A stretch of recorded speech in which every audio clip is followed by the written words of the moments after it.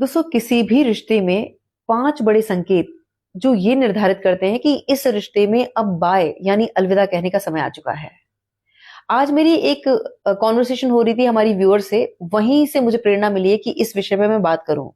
और वो ये है कि इन दिनों एक बहुत बड़ी गलती बहुत सारी लड़कियां कर रही हैं। वो ये है कि जैसे ही उनका जॉब लगता है और वो दूसरे शहर जाती हैं, तो उनके जो हाथ फ्रीडम लगती है और वो एक रिलेशनशिप में नई नई आई होती हैं, तो उन्हें लगता है कि अब लिव इन रिलेशनशिप में रहना स्टार्ट कर देना चाहिए।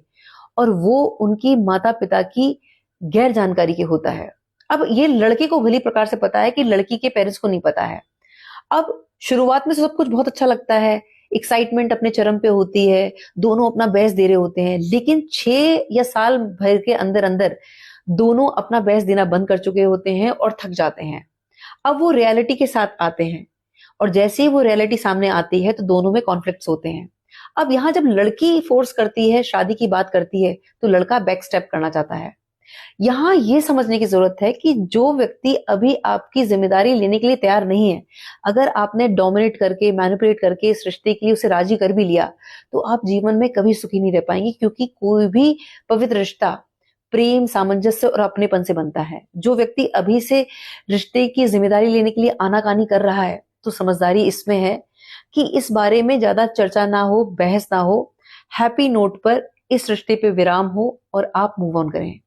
वो बड़ी अच्छी लाइंस हैं कि जिस अफसाने को अंजाम तक लाना हो नामुमकिन, उसे एक खूबसूरत मोड़ देकर छोड़ना अच्छा। हैप्पी नोट पर विराम दें और आगे बढ़ें। दूसरा, आप नोटिस करें कि कुछ रिश्ते इतने प्यारे होते हैं हमें कि वो जब कॉल करें हम उनके लिए हाजिर होते हैं, हम उनके दुख सुख में हमेशा आगे होते हैं। लेकिन बात जब हमारी आ रही होती है तो उनके पास बहुत सारे एक्सक्यूजेस होते हैं कि वो हमारे लिए उस समय मौजूद क्यों नहीं हो सकते।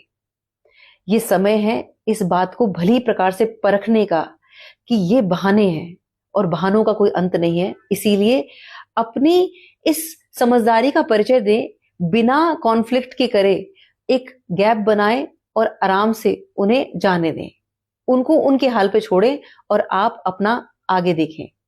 तीसरा, कई रिश्ते ऐसे होते हैं कि जिनके साथ हम सेलिब्रेट करना चाहते हैं, हम उनको सरप्राइजेस देना चाहते हैं, लेकिन जब उस व्यक्ति का इंटरेस्ट नहीं दिख रहा है तो अपने ये सरप्राइजेस अपने तक ही सीमित रखें। वो सेलिब्रेशन आपको करने की जरूरत नहीं है। उस एनर्जी को महसूस करें कि पहले वो भाग भाग के आपसे मिलने आया करते थे और अब अगर उनका इंटरेस्ट नहीं है, उनके पास एक्सक्यूजेस हैं या वो फिजिकली तो वहां मौजूद हैं लेकिन एनर्जेटिकली आप वो महसूस नहीं कर पा रहे हैं, तो समय है अब उस रिश्ते से मुक्ति पाने का। वो बड़ी अच्छी लाइंस है कि वो अक्सर कहते हैं कि वो सिर्फ मेरे हैं। वो आखिर ऐसा क्यों कहते हैं, सुनकर हैरत होती है। पहले तो वो वक्त चुरा कर मिलते थे और अब मिलते हैं जब भी फुर्सत होती है। तो जब कोई फुर्सत निकाल के आपसे मिलना चाहे और वो अपनी तरफ से एफर्ट्स नहीं लगा रहा है, तो वहां समय है विराम देने का।